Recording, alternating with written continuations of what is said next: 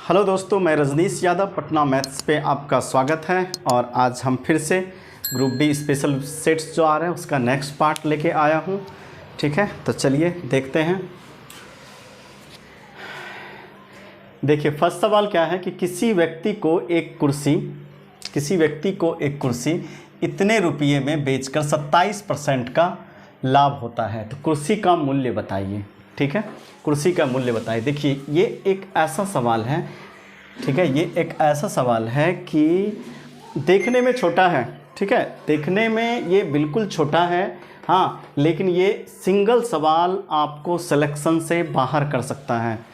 ठीक है, यदि आप इसको स्मार्ट वे से, ठीक है, शॉर्ट ट्रिक से सॉल्व करने नहीं जानते हैं, तो हम आपसे यही रिक्वेस्ट करेंगे कि ऐसे सवाल को, ठीक है, ऐसे सवाल को आप एग्ज़ाम में स्किप कर दीजिए, छोड़ दीजिए, बिल्कुल अटेम्प्ट नहीं लीजिए। ठीक है, देखने में छोटा लग रहा है, लेकिन देखिए कितना कैलकुलेशन है इसमें। यदि 27 से भाग देंगे, ठीक है, देन आफ्टर हम जो है मेरा बहुत ज़्यादा टाइम वेस्ट हो जाएगा। ठीक, तो हम यही कहेंगे कि इस तरह का सवाल यदि आप पहले से स्मार्ट वे में नहीं जानते हैं, तो यही सब टाइप के सवाल एग्ज़ाम में छोड़ना चाहिए। यदि आप छोटा देख के इसको बनाना स्टार्ट कर देते हैं तो आपका 2 से 3 मिनट जो है ख़त्म हो जाएगा, अर्थात आप जीके का 10 क्वेश्चन पढ़ तक नहीं पाइएगा। ठीक है, आपका सिलेक्शन से, ये सिंगल क्वेश्चन आपको सिलेक्शन से बाहर कर सकता है। ये सारे सवाल जो है स्टैंडर्ड टाइप के हैं, और इस तरह के वीडियोस, इस तरह के सेट्स का सवाल आप बार बार देखिए। ठीक है, वीडियो को पॉज कर कर के सोचिए सर ने क्या कर रहा है, हाँ, क्या क्या स्टेप कर रहा है, ये सब रोक रोक के देखिए, बार बार देखिए, 2 से 3 बार देखिए। देन आफ्टर आपको जनरल प्रैक्टिस सेट जो मारते होंगे डेली मॉक टेस्ट, उसमें आपको इस तरह का अटैम्प्ट लेना स्टार्ट कीजिए। ठीक है, और आपका जो है टाइम श्योर है कि घटेगा।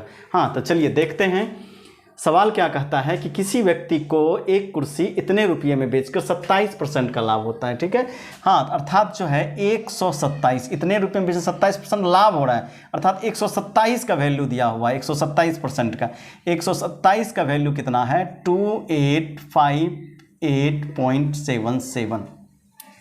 ठीक है, अब देखिए हमको निकालना कितना है। हाँ, कुर्सी का मूल्य ज्ञात कीजिए, अर्थात क्रय मूल्य ज्ञात कीजिए। ठीक, क्रय मूल्य अर्थात 100%। ठीक है, 100% निकालने के लिए हम लोग क्या करते हैं? 2858.77 अपॉन, ठीक है, 127 गुना 100। ठीक है, हाँ, या तो आपको ये सब करने की ज़रूरत ही नहीं है, सीधा 127 से इसको कटाना है। ठीक है, अब कटाने के लिए देखिए इतने बड़े नंबर में 127 से भाग लिख लिख के यदि देते हैं तो फिर आपका पसीना छूट जाएगा। ठीक है, पसीना छूट जाए, 1-2 मिनट में आंसर आ भी जाएगा, लेकिन वो आंसर किसी काम का नहीं रहेगा जो कि आपको ले डूबे। ठीक है, तो देखिए हम लोग क्या करते हैं, एक डिजिटल सम कॉन्सेप्ट होता है वो इस पे अप्लाई करेंगे। ठीक है, अदरवाइज भाग देने लगेंगे तो फिर जो है, हाँ, बहुत मुश्किल हो जाएगा। डिजिटल सम में क्या करते हैं कि डिजिट का सम जैसे ही 9 आता है उसको हम लोग छोड़ देते हैं। ठीक है, हाँ, और इससे रिलेटेड हम जो है 1-2 दिन में डिजिटल सम का एक स्पेशल वीडियो बनाएंगे जो कि आपको मल्टीप्लिकेशन, ठीक है, अर्थात जोड़ घटाव गुना भाग से आप फ्री हो जाइएगा। ठीक है, चलिए देखते हैं यहाँ पे। हाँ, आप जो है नीचे का जोड़िए, 7 2 9 1 10। देखिए 10 है ना, 10 का मतलब है 9 हटाएंगे तो 1।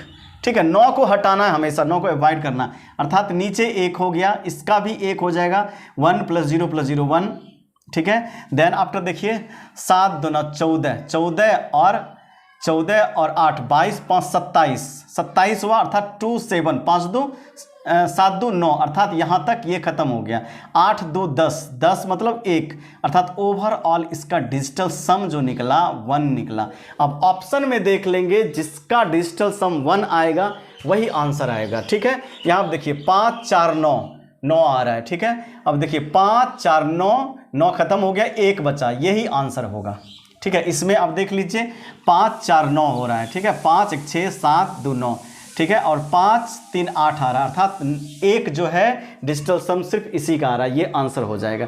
यदि आप डिजिटल सम नहीं जानते हैं इसको तुरंत छोड़ दीजिए। ठीक है, इस तरह के क्वेश्चन को अटेम्प्ट ही नहीं लेना है। नेक्स्ट सवाल देखते हैं।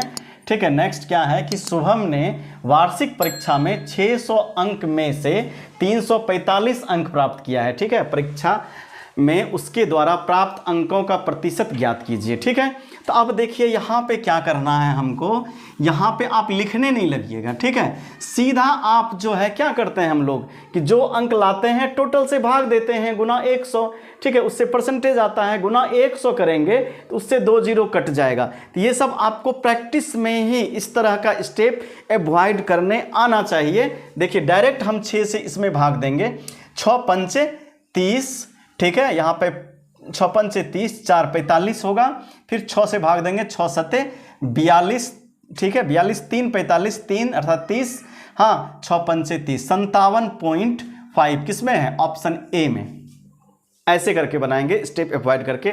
अब देखिए हम कैसे लाए, हाँ ऐसे 345 अपॉन 600 गुना 100, ऐसे ही तो निकालते हैं। ये जीरो से ये दोनों जीरो खत्म और 6 से भाग दिए तो आपका 57.5 आया, ऐसे करके। ठीक है, ये सब स्टेप लिखना नहीं है, डायरेक्ट सवाल में करना है। ठीक है, तो ये सब अवॉइड करने आपको, जब तक आप प्रैक्टिस नहीं करेंगे, इस तरह का सॉल्यूशन नहीं देखेंगे, तब तक आपको नहीं आएगा। मेन है कि आपको सवाल पढ़ते ही लिखने की आदत है, जो कि छोड़ना होगा। मेंटल कैलकुलेशन से सवाल को, मैक्सिमम सवाल को आपको अटेम्प्ट करना होगा। ठीक है, जो कि आपको डेली प्रैक्टिस में आदत डालना होगा। यदि आप डेली प्रैक्टिस में सवाल को लिख लिख के प्रैक्टिस कर रहे हैं तो आप एग्जाम में मेंटल कैलकुलेशन आपके माइंड में आएगा ही नहीं, आप तुरंत जो है सवाल को लिखने लगिएगा।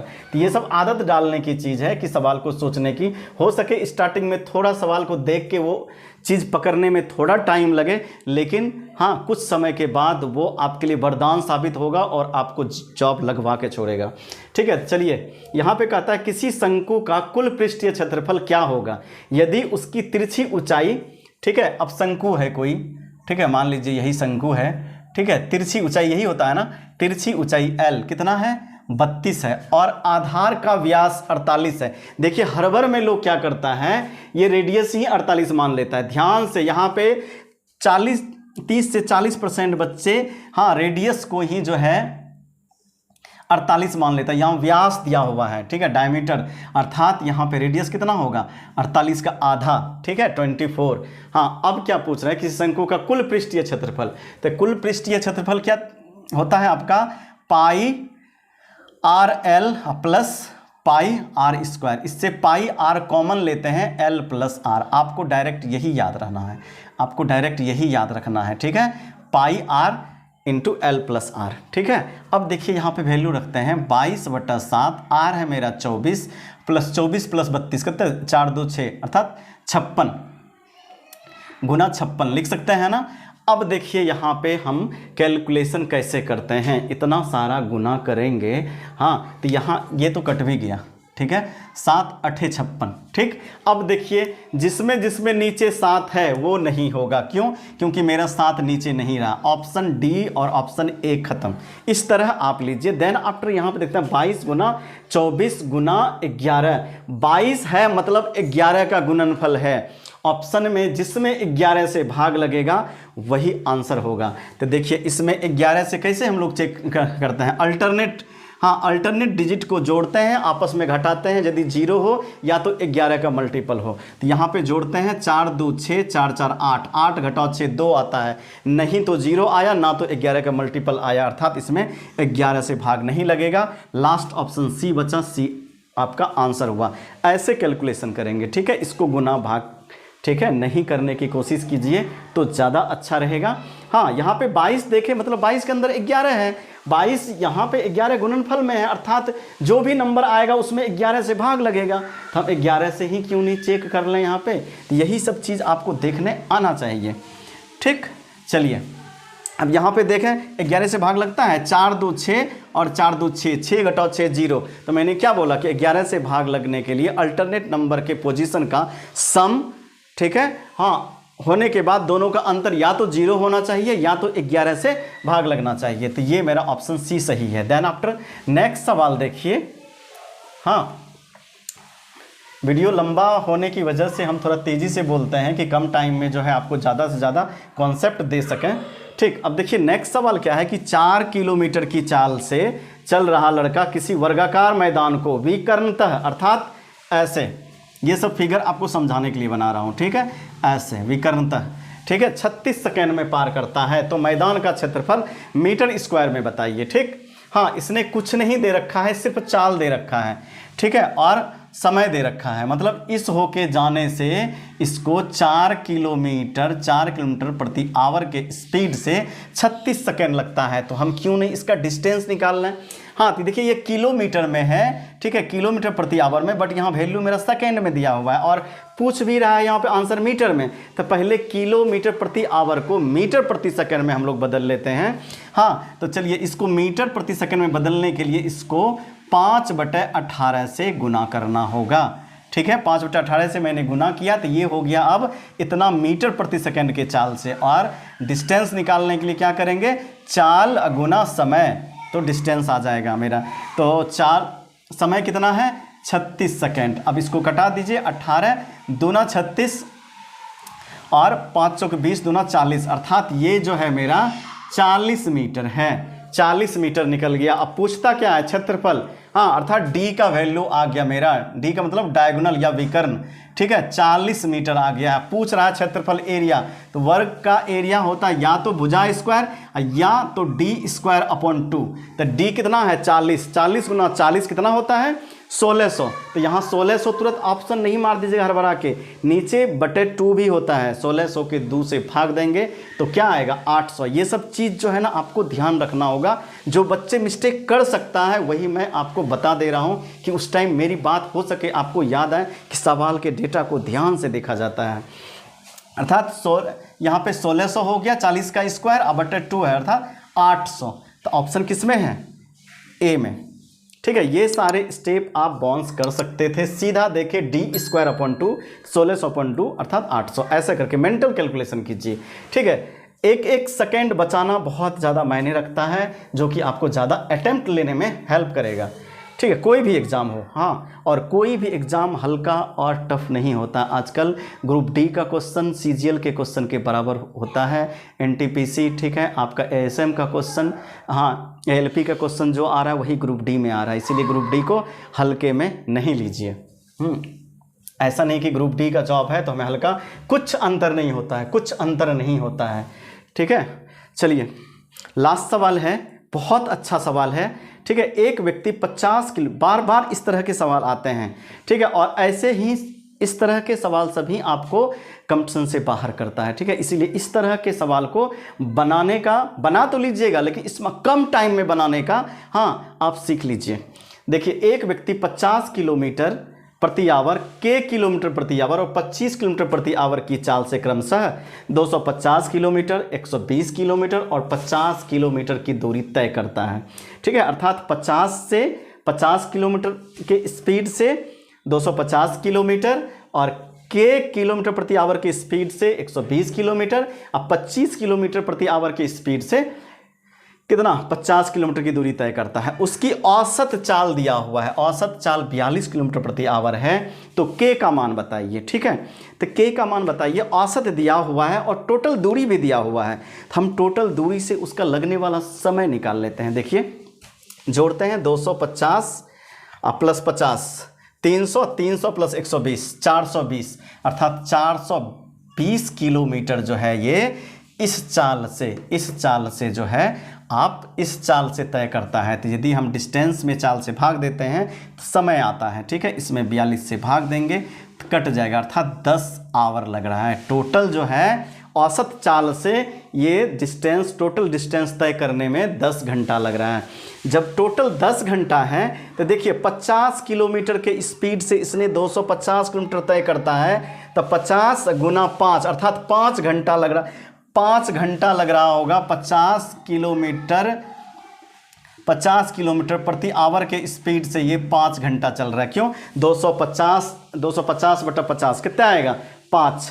ठीक है, डिस्टेंस में जब हम स्पीड से भाग देते हैं तो समय आता है, 5 घंटा इसमें लग गया। ठीक है, 5 आवर। देन आफ्टर, ठीक है, और कौन सा मालूम है हमें, ये 25 किलोमीटर की स्पीड से 50 किलोमीटर चलता है, अर्थात 2 घंटा। 25 किलोमीटर प्रति आवर से ये 2 घंटा चलता है, 2 आवर, 5 2 7 घंटा, 7 घंटा हो गया। तो बचा कितना, टोटल 10 घंटा चलता है तो बचा 3 घंटा। ये 3 घंटा जो चला होगा के किलोमीटर स्पीड से। ठीक है, हाँ, और 120 किलोमीटर, यही है ना, 120 किलोमीटर 3 घंटा, तो कितना हो जाएगा, 3 चौके 12 अर्थात 40 किलोमीटर प्रति आवर के का वैल्यू। ठीक है, हाँ यही ना के है। ठीक है, के को यदि हम डिस्टेंस से जो समय बचा उसी से ना के जो है गया होगा, तो मेरा जो है समय 3 घंटा बचा और 120 किलोमीटर। ठीक है, ये तो दोनों हो गया 50 और 25 वाला। ठीक है, तो 120 डिस्टेंस को टाइम से भाग देंगे तो 40 किलोमीटर प्रति घंटा अर्थात, ठीक है, के का वैल्यू 40 किलोमीटर। कौन सा ऑप्शन, ऑप्शन डी है। ठीक है, इस तरह के सवाल के सेट्स को आप बार बार देखिए, 1-2 बार देखिए, तो ज़रूर है कि आप मेरे तरह ही क्वेश्चन का अटेम्प्ट लेने लगेंगे। ठीक है, चलिए, ये मेरा वीडियो यदि आपको अच्छा लगा हो तो मेरे चैनल्स को सब्सक्राइब कीजिए और वीडियोस को शेयर कीजिए। और वैसे दोस्त, ठीक है, जो कि दूर दराज के गांव में जो कि अच्छे कोचिंग्स नहीं ले सकता है, ठीक है, या अच्छे जगह नहीं जा सकता है, उसका पेरेंट्स उतना सक्षम नहीं है कि अच्छे शहर में बच्चे को रख के पढ़ा सके, तो उसके लिए आई होप ये वीडियो बहुत ज़्यादा हेल्पफुल होगा। हाँ, इसलिए प्लीज़ कोशिश कीजिए कि आप यदि जानते हैं, अच्छे से जानते हैं तो बहुत अच्छी बात है, और आप यदि शेयर कर देते हैं तो किसी न किसी का ज़रूर है कि भला हो जाएगा। ठीक है, तो ज़रूर मेरे वीडियो को ज़्यादा से ज़्यादा शेयर कीजिए कि ज़रूरतमंद बच्चों को यूज़फुल हो सके, उसको मदद पहुंच सके।